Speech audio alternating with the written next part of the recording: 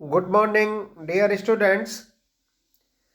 पिछले वीडियो में मैंने आपको संसद के बारे में, जो संसद के दो सदन हैं, लोकसभा और राज्यसभा, उसके गठन के बारे में बताया कि लोकसभा के सदस्यों की क्या योग्यता है, कैसे उनका निर्वाचन होता है और उनका कार्यकाल या उसके उम्मीदवारों के लिए क्या क्या योग्यताएं हैं, क्या उसकी गणपूर्ति होगी। इसी प्रकार राज्यसभा के संगठन के बारे में बताया था। आज का अपना वीडियो है संसद के कार्य एवं शक्तियां, functions and powers of the parliament. संसद के क्या क्या कार्य होंगे, ये बहुत महत्वपूर्ण टॉपिक है।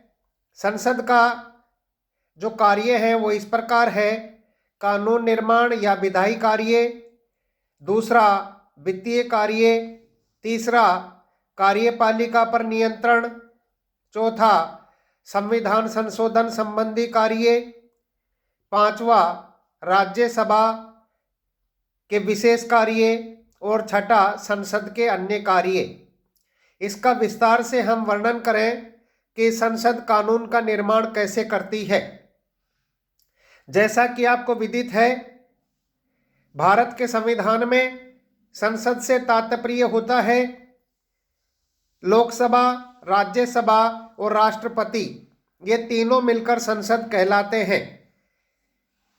जैसा कि मैंने आपको पहले के वीडियो में बताया था कि राष्ट्रपति को संसद का अभिन्न अंग क्यों माना जाता है।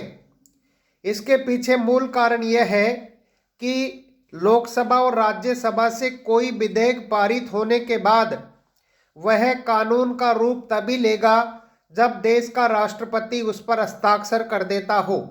इसलिए लोकसभा और राज्यसभा से कोई भी विधेयक पारित होने पर वह राष्ट्रपति के पास जाता है और राष्ट्रपति जब उस पर अपनी स्वीकृति दे देता है तो वह कानून बन जाता है। इस संदर्भ में संसद कैसे कानून का निर्माण करती है, इसके बारे में मैं आपको विस्तार से बताऊंगा। इसमें साधारण विधेयक का प्रयोग होता है। यह किसी भी सदन में प्रस्तुत किया जा सकता है, यानी जो ऑर्डिनरी विधेयक होता है, जो साधारण विधेयक होता है, वह संसद के दोनों सदनों में से किसी भी सदन में रखा जा सकता है। मान लो इसे पहले लोकसभा में प्रस्तुत किया गया हो तो उसमें से पास होकर विधेयक राज्यसभा में जाता है। यदि 6 माह के भीतर राज्यसभा इस विधेयक को पास ना करे तो राष्ट्रपति मंत्रिपरिषद के परामर्श पर संसद का संयुक्त अधिवेशन बुलाता है। संयुक्त अधिवेशन का मतलब लोकसभा और राज्यसभा दोनों सदनों की संयुक्त बैठक बुलाएगा, जिसमें विधेयक पर मतदान कराया जाता है और इसमें लोकसभा की जीत होती है। आपको मैं यहाँ ये अवगत कराना चाहूँगा कि लोकसभा की इसमें जीत कैसे होगी, क्योंकि अगर किसी साधारण विधेयक को संसद यानी राज्यसभा, लोकसभा से पास होने के बाद वह राज्यसभा के पास जाता है और राज्यसभा उसको 6 माह के भीतर पास नहीं करती है, तो उसे मतलब उस पर राष्ट्रपति को संयुक्त अधिवेशन बुलाने का अधिकार होगा, जिसमें लोकसभा की जीत इसलिए होगी क्योंकि इसमें राज्यसभा के सदस्यों की संख्या लोकसभा के सदस्यों की संख्या से लगभग आधी है, यानी लोकसभा के सदस्यों की संख्या राज्यसभा के सदस्यों की संख्या से लगभग दुगनी होती है और किसी भी विधेयक के भाग्य का निर्णय बहुमत के आधार पर होता है। इसलिए राज्यसभा कानून निर्माण के संबंध में सिर्फ राज्यसभा को इतना सा अधिकार है कि वह किसी विधेयक को कानून बनने में 6 माह की देरी करवा सकती है। तो साधारण विधेयक के संबंध में संसद को यह अधिकार है कि वह दोनों सदनों से पास होना चाहिए और दोनों सदनों से पास होने के बाद राष्ट्रपति के पास जाता है और भारत में प्रावधान है कि साधारण विधेयक पर अगर लोकसभा और राज्यसभा में गतिरोध हो जाता है तो राष्ट्रपति मंत्रिपरिषद के परामर्श पर दोनों सदनों की संयुक्त बैठक बुलाएगा और उसमें विधेयक के भाग्य का निर्णय बहुमत के आधार पर होगा। इसलिए लोकसभा जैसा चाहती है वैसा कानून बन जाता है। हम कह सकते हैं कि राज्यसभा साधारण विधेयक को कानून बनने में 6 माह की देरी कर सकती है। और जैसा कि आपको विदित होगा, अब तक 3 बार संसद का संयुक्त अधिवेशन बुलाया गया है। पहला 1961 में दहेज निषेध अधिनियम, 1978 में बैंकिंग सेवा अधिनियम और 2002 में पोटा आतंकवाद निरोधक अधिनियम।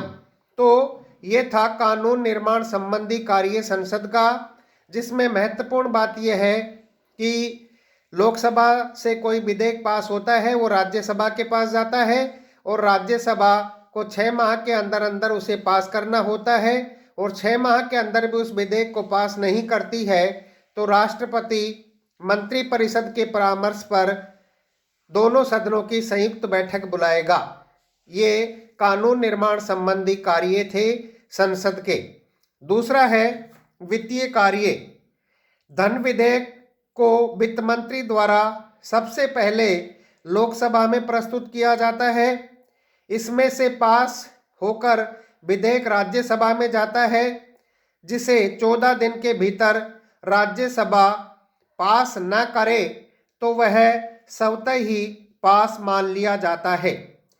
तो साधारण विधेयक और वित्तीय कार्यों में फर्क यह है कि साधारण विधेयक संसद के किसी भी सदन में रखा जा सकता है, अमूमन लोकसभा में ही रखे जाते हैं।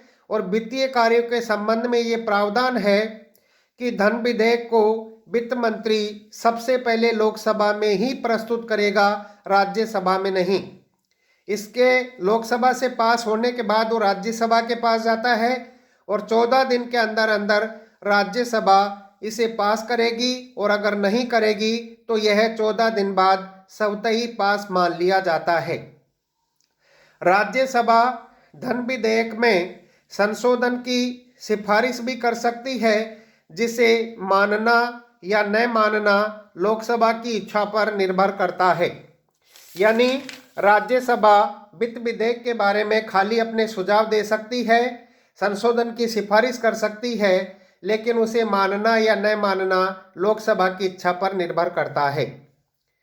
तीसरा कार्य है कार्यपालिका पर नियंत्रण। ये बहुत महत्वपूर्ण बात है कि संसद कार्यपालिका पर कैसे नियंत्रण रखती है।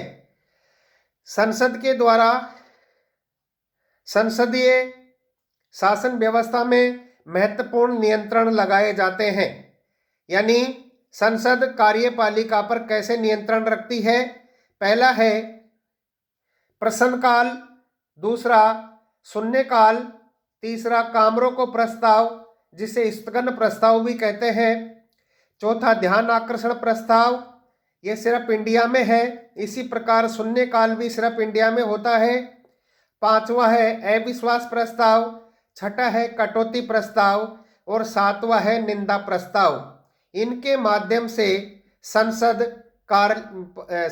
कार्यपालिका पर नियंत्रण रखती है। प्रश्नकाल का तात्पर्य होता है संसद की कार्यवाही प्रश्नकाल से ही शुरू होती है, जो 11 से 12 बजे तक चलता है। प्रश्न दो प्रकार के होते हैं, एक स्टार मौखिक और दूसरा नॉन स्टार या लिखित। तो प्रश्नकाल के माध्यम से संसद का कोई भी सदस्य किसी भी विभाग के मंत्री से उससे संबंधित कोई भी प्रश्न पूछ सकता है और वो प्रश्न मौखिक और लिखित दोनों रूप में हो सकते हैं। तो प्रश्नकाल के माध्यम से या प्रश्न और पूरक प्रश्न पूछकर संसद कार्यपालिका पर नियंत्रण रखती है। नेक्स्ट है शून्यकाल। अधिकतम अवधि 1 घंटा 12 से 1 बजे के बीच। इसकी शुरुआत 1962 में भारत में हुई और यह केवल भारत में ही चलता है। यानी जो 0 आवर का प्रावधान है वो सिर्फ इंडिया में ही है, अन्य कोई देशों में नहीं है। यह सिर्फ स्टार या मौखिक प्रश्नों पर ही आधारित होता है, इसलिए इसमें ज़्यादा महत्वपूर्ण प्रश्न पूछे जाते हैं। तो शून्यकाल के माध्यम से भी संसद कार्यपालिका पर नियंत्रण रखती है। तीसरा है काम रोको प्रस्ताव। इसका तात्पर्य होता है कि जब ऐसा कोई महत्वपूर्ण प्रश्न आ जाए तो जो संसद की कार्यवाही चल रही होती है उसे रोक दिया जाता है, वो काम रोको प्रस्ताव कहलाता है। संसद की चलती हुई कार्यवाही 50 सदस्यों के हस्ताक्षर से यह प्रस्ताव प्रस्तुत किया जाता है, जिसे स्थगन प्रस्ताव भी कहते हैं। तो काम रोको प्रस्ताव के माध्यम से भी संसद कार्यपालिका पर नियंत्रण रखती है। चौथा है ध्यान आकर्षण प्रस्ताव। इसे भी संसद में 50 सदस्यों के हस्ताक्षर से प्रस्तुत किया जाता है। यह भी केवल भारत में चलता है। इसका तात्पर्य होता है कि किसी महत्वपूर्ण विषय पर सरकार का ध्यान आकर्षित करना या किसी महत्वपूर्ण विषय पर कार्यपालिका के सदस्यों से उस प्रश्न की ओर ध्यान आकर्षित करना या उस प्रश्न के बारे में पूछना ध्यान आकर्षण प्रस्ताव कहलाता है। नेक्स्ट है अविश्वास प्रस्ताव। ये बहुत महत्वपूर्ण है। यदि लोकसभा में विपक्ष के रूप में विपक्ष के कम से कम 50 सदस्य मंत्रिपरिषद के खिलाफ अविश्वास प्रस्तुत करें और उपस्थित सदस्यों के बहुमत से अर्थात 2/3 बहुमत से यह प्रस्ताव पास हो जाए तो मंत्रिपरिषद बर्खास्त हो जाएगी, क्योंकि पीएम राष्ट्रपति को त्यागपत्र देगा जो पूरी मंत्रिपरिषद का त्यागपत्र मान लिया जाएगा। तो सबसे महत्वपूर्ण होता है कि कार्यपालिका पर संसद अविश्वास प्रस्ताव के माध्यम से भी नियंत्रण रखती है। इसका तात्पर्य होता है कि अगर लोकसभा में विपक्ष के कम से कम 50 सदस्य मंत्रिपरिषद के खिलाफ अविश्वास प्रस्ताव प्रस्तुत करें और 2/3 बहुमत से यह प्रस्ताव पास हो जाए तो मंत्रिपरिषद बर्खास्त हो जाएगी और प्रधानमंत्री राष्ट्रपति को अपना त्यागपत्र देगा जो पूरी मंत्रिपरिषद का त्यागपत्र माना जाएगा। तो सबसे महत्वपूर्ण है कि अविश्वास प्रस्ताव के माध्यम से संसद कार्यपालिका पर नियंत्रण रखती है। नेक्स्ट है कटौती प्रस्ताव। यह यदि लोकसभा में विपक्ष बजट में कटौती का प्रस्ताव प्रस्तुत करे और उपस्थित सदस्यों के बहुमत से यह प्रस्ताव पास हो जाए तो बजट में कटौती नहीं होती बल्कि मंत्रिपरिषद बर्खास्त हो जाती है। अतः यह सरकार को गिराने का आर्थिक हथियार है। तो कटौती प्रस्ताव का मतलब होता है बजट में कटौती का अगर प्रस्ताव पास हो जाता है इसका मतलब मंत्रिपरिषद बर्खास्त हो जाएगी। इसलिए भी संसद कटौती प्रस्ताव के माध्यम से भी कार्यपालिका पर नियंत्रण रखती है। और लास्ट है निंदा प्रस्ताव। इसका तात्पर्य होता है यदि किसी मंत्री विशेष को हटाना है तो लोकसभा में इसके खिलाफ निंदा प्रस्ताव साधारण बहुमत से पास हो जाए तो संबंधित मंत्री पद से हट जाएगा। अतः निंदा प्रस्ताव व्यक्तिगत होता है, एक मंत्री के खिलाफ होता है, समस्त मंत्रिमंडल के खिलाफ नहीं। तो निंदा प्रस्ताव के माध्यम से भी किसी मंत्री विशेष को हटाने के लिए कोई प्रस्ताव पास हो जाता है तो उस मंत्री को उस विभाग से हटा दिया जाएगा, उसके पद से हटा दिया जाएगा। ये थे कार्यपालिका पर संसद के द्वारा नियंत्रण रखने के तरीके। प्रश्न पूछकर, पूरक प्रश्न पूछकर, शून्यकाल में मौखिक प्रश्न पूछकर, काम रोको प्रस्ताव के द्वारा, ध्यान आकर्षण प्रस्ताव के द्वारा, अविश्वास प्रस्ताव के द्वारा, कटौती प्रस्ताव से और निंदा प्रस्ताव से संसद कार्यपालिका पर नियंत्रण रखती है।